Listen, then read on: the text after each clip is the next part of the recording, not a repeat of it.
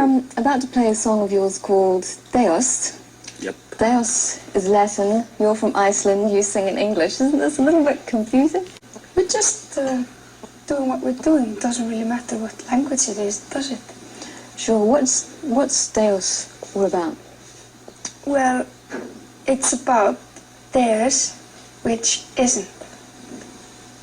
It's about this guy called Deus. And it's a whole song about us saying that somebody Doesn't exist. He isn't. But if he did, he would have a quiff. Where did the idea for the song come from? Was it one of yours, or did you work it together? I'm guilty. Tell me, Björk. Well, it's just... I don't know where I should start, because probably if I would start, I would talk for hours. And it seems to me that if somebody would be able to create the whole world, he would be like sort of very lively and very fertile and very happy and very energetic and things like that. But, well, I better stop now.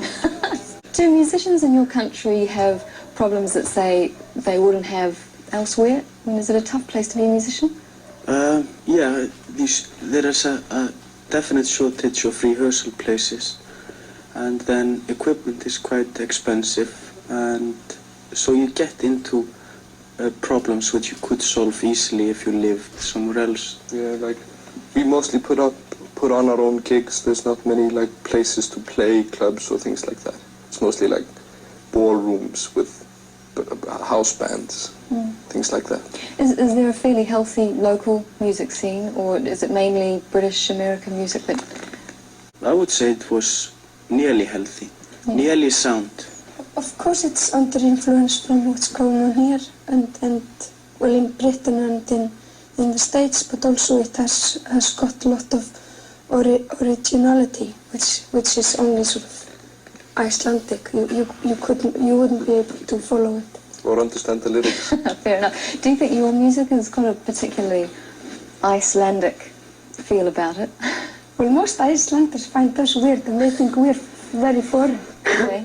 Yeah, and people here think we're Icelandic.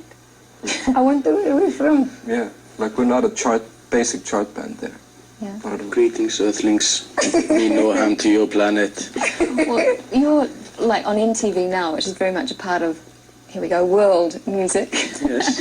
Is it a necessary evil, do you think, to be on MTV? What do you think of MTV? We don't get it in Iceland. I haven't seen it. So you don't know what it's all going to look like in the end? No, that's the best thing about it.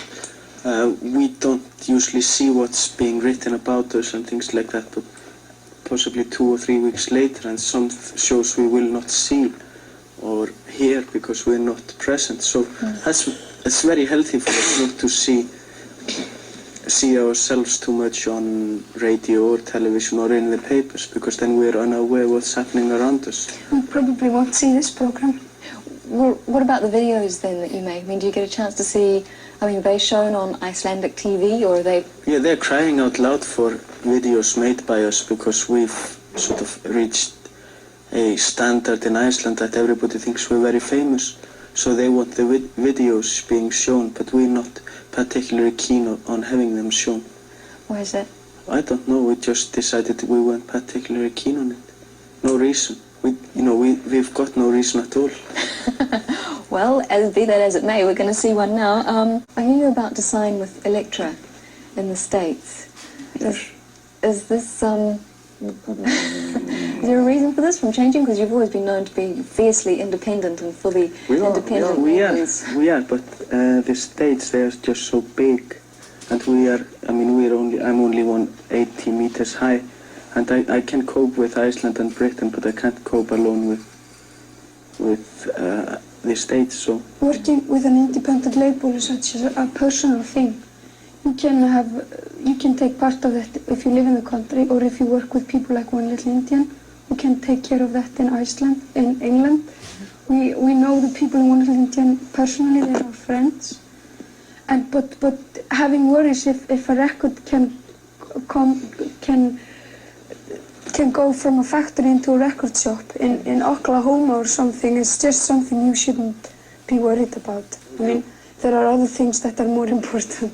We basically want a very good distribution of our records overall, and we strive for that.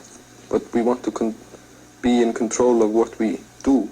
Is there a danger that you changing to say, or moving with a big label, that your music's going to be compromised? No, we're not moving in with a big label. We're still with One Little Indian, and so we're not signing like we weren't. The TheSugarCubes weren't formed to be able to get a record contract because we've always been able to put out our records. So it wasn't a dream of ours that one day we might be signed by a major.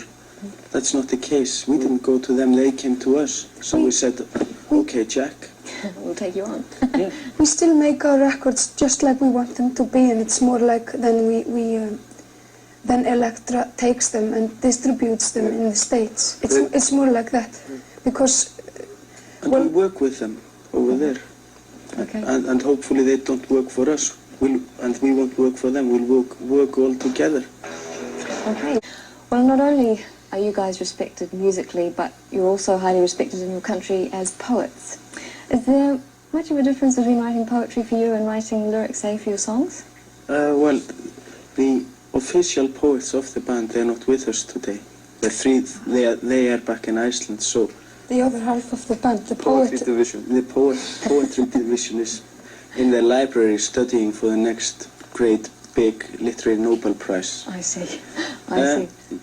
So the difference is, I don't know what the difference is between what we do and they do. Possibly that we don't want to sing poems.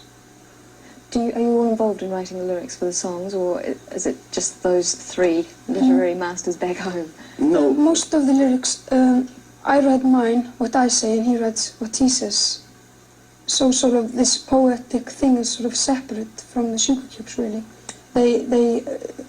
Well, there's this company that the TheSugarCubes have and other people called Bad Taste. They publish the books, their poetry books. And of course, well, it's really quite separate thing. Okay. Their poetry and they playing in the band. Well, one of the things I want to ask you is the music press in Britain particularly have fallen over themselves trying to give you good coverage. You know, there's articles in Melody Maker, seems like every month last year you were featured.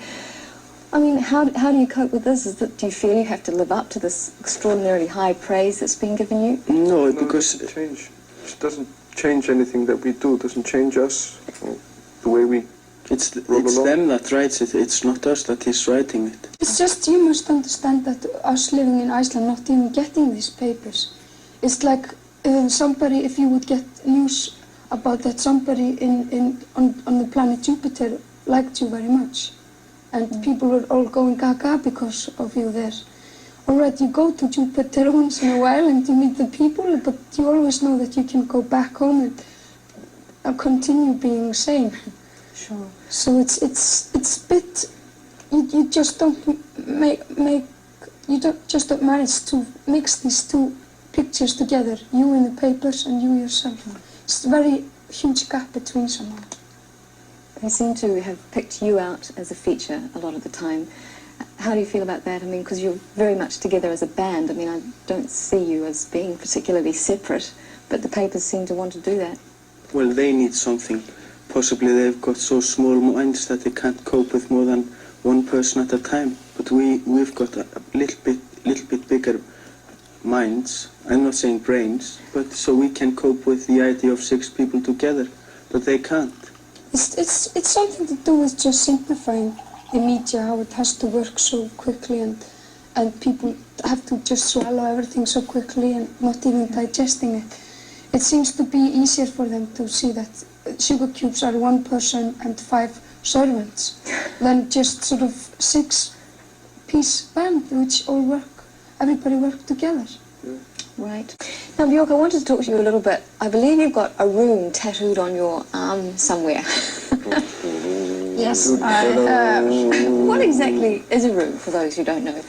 Well, this particular rune is an old magic rune from Iceland. It's probably like 1,000 years old or something. And it's called Pathfinder, and it means that if you're traveling, and you won't get lost, even though it becomes foggy. And, well, it maybe doesn't fit exactly to 1988, but it's sort of more sort of symbolic. Runes used to be the old alphabet before we got the Arabic letters, so in old Iceland they used to write, you know. Before they turned Arabic? Yeah, before Iceland turned Arabic. We used to write in our own runes, and we can't possibly blame the Turks for that, because they invaded Iceland in the 17th century. Okay. 1427. Oh, 1427. Right, got it. History lesson. Number one. Always with the sugar cubes. Never mind, we know it all. Would you say that you are religious people? I mean, I know you've talked about Deus in one song. Religious people? Well, we believe in things. In what sense? I mean, We believe in a in... lot of things. Who doesn't? I believe in him, and he believes in me, and she believes in us, and we believe in her. And We believe in Bragi, and we believe in Thor, and we believe in Einar, and we believe in a lot of things. We might even start believing you. Now look, we've seen a few of your videos, what your performance is like in videos, but what about live? Could you go live, like now? Live, yeah.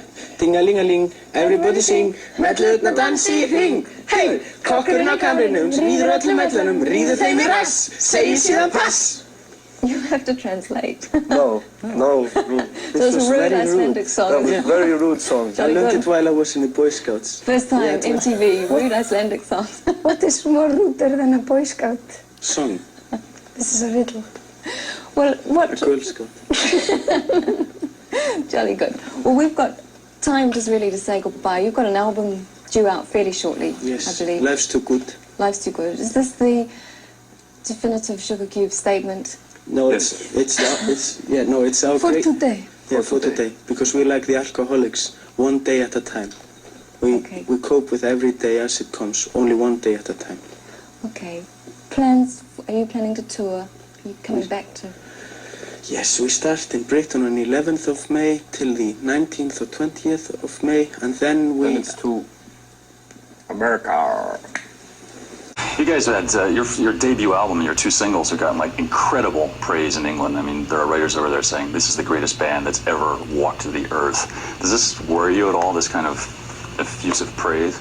No, not really, because we don't expect anything, and if we are the greatest band that ever walked the earth, we'll move to the moon Yeah. Look at and this. can conquer the moon.